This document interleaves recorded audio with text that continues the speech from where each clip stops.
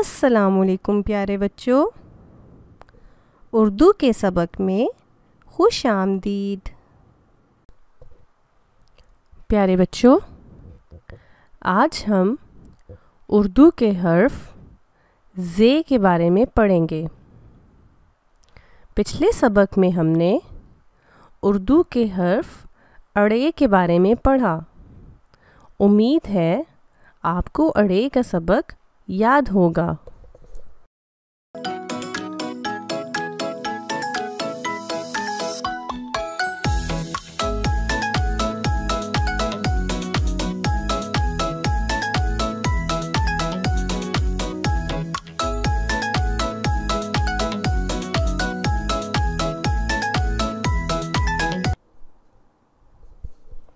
आइए हम अपने सबक का आगाज़ करते हैं।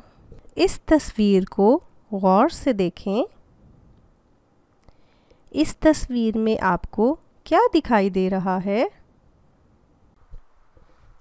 प्यारे बच्चों, इस तस्वीर में एक लंबा सा जानवर दिखाई दे रहा है। क्या आपको मालूम है इस जानवर का नाम क्या है? शाबाश! इस जानवर का नाम ज़राफ़ा है। क्या आप जानते हैं ज़राफ़ा का इब्तदाई हर्फ क्या है?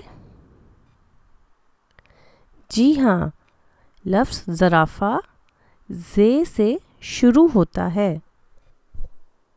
प्यारे बच्चों, आइए अब हम ज़े के मज़ीद दोस्तों से मिलते हैं।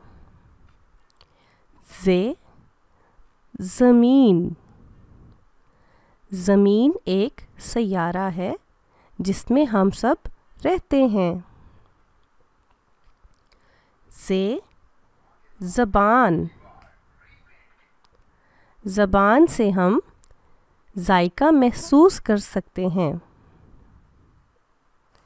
ज़े ज़ेब्रा। ज़ेब्रा एक सफ़ेद और काले रंग की धारियों वाला खूबसूरत जानवर है।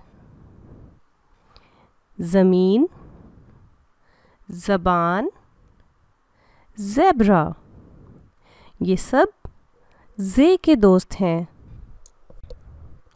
प्यारे बच्चों, इस सबक में हमने ज़े और उसके दोस्तों के बारे में पढ़ा।